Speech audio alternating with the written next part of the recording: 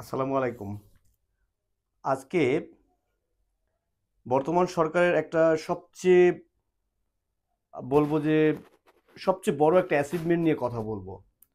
হয়তো অনেকে সেটা ভাবতেও পারছেন না, আমরা ভাবতেও পারছি না যে এটা দেশের জন্য বা তরুণ সমাজের জন্য বা বেকারদের জন্য যে কত বড় একটা অ্যাচিভমেন্ট, যেটা হলো যে সরকার যে এই যে বিভিন্ন সরকারি চাকরির পরীক্ষার জন্য যে আবেদন ফি সে যেটা কমিয়ে 200 টাকা করে ফেললো সবগুলোতে, ইভেন সর্বনিম্ন 50 টাকা এবং সর্বোচ্চ 200 টাকা।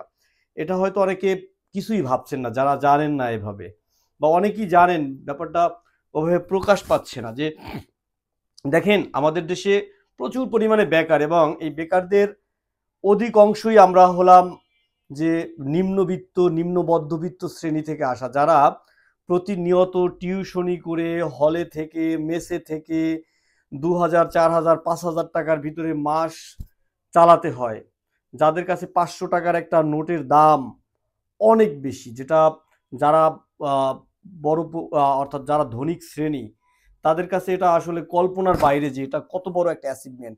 অর্থাৎ যারা এইভাবে বিভিন্ন বিশ্ববিদ্যালয় বিভিন্ন কলেজগুলো থেকে অনার্স মাস্টার্স শেষ করে সরকারি চাকরির জন্য পরীক্ষা দিচ্ছে, হ্যাঁ, সেই পরীক্ষা দেওয়ার জন্য যে আবেদন করবে, আমি নিজে দেখেছি, আমি নিজে অনেকগুলো সার্কুলারের আবেদন করতে পারিনি শুধুমাত্র টাকার কারণে। দেখা যায় একটা মাসে 5টা সার্কুলার আসলো, অর্থাৎ গড়ে যদি 500 টাকা করেও হয় 2500 টাকা আবেদন করার ফি দরকার হয়। একটা বিসিএস এর জন্য 700 টাকা দিতে হয়। ইভেন গত সরকারের আমলে কি হলো যে সরকারি ব্যাংকগুলোতে কোনো আবেদন ফি ছিল না, সেটাও সর্বনিম্ন 200 টাকা করে ফেলা হয়, যে সরকারি ব্যাংকেও 200 টাকা পেমেন্ট করতে হবে।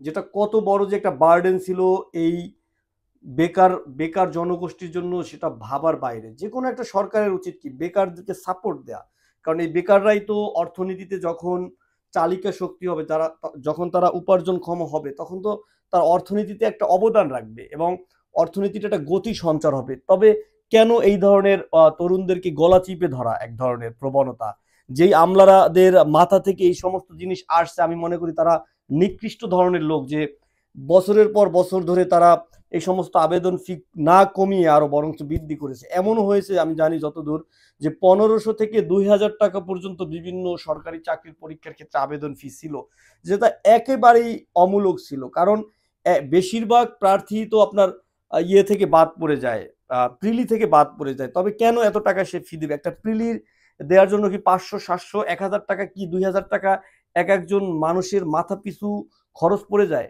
অর্থাৎ এইটা থেকেও লোপাট করত এই যে বিগত আমলগুলোতে, এই যে তরুণ প্রজন্মের পকেট কেটে সেখান থেকেও হাজার হাজার কোটি টাকা লোপাট করা হতো। এবং তরুণরা বারবার এই ব্যাপারে বলেছে যে এইভাবে এভাবে এটা উচিত না, এবং অবশেষে এই তরুণদের হাত ধরেই সেই জিনিসটার একটা পরিবর্তন আসলো, যেটার জন্য এই তরুণ প্রজন্ম এবং এই সরকারকে অবশ্যই সেলুট দেওয়ার মতো কাজ তারা করেছে। যদি আমি বলবো এই সরকারের এই 4 মাসে যতগুলো সাফল্য আছে, এবং আরো যদি তারা 2 বছর বা 1 বছর ক্ষমতায় থাকে এবং যতগুলো অ্যাচিভমেন্ট আসবে, আমি মনে করি এটা হলো সবচেয়ে বড় অ্যাচিভমেন্ট।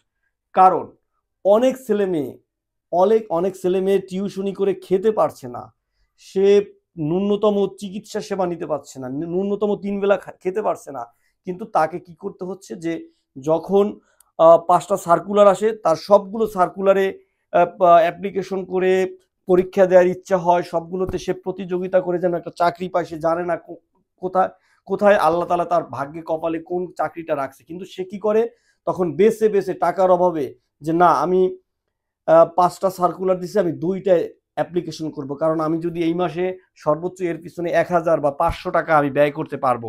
সেক্ষেত্রে তারা ইভেন এমনও হয় যে উপরের পদগুলোতে অ্যাপ্লিকেশন ফি বেশি, এই জন্য অনেকে দেখা যায় কি যে নবম গ্রেড 10ম গ্রেড 11 গ্রেডের চাকরি তারা চাকরির জন্য অ্যাপ্লিকেশন না করে তারা 16 17 20 গ্রেডের চাকরিগুলোতে অ্যাপ্লিকেশন করতেছে, কারণ সেখানে তুলনামূলকভাবে আবেদন ফি কম।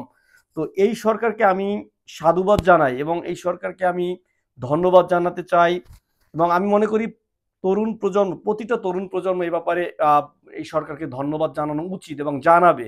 এবং তারা কি পরিমাণ দোয়া এই এই বেকার প্রজন্মের কাছ থেকে পাবে, সেটা অভাবনীয়। আমি আবারও ধন্যবাদ জানাই।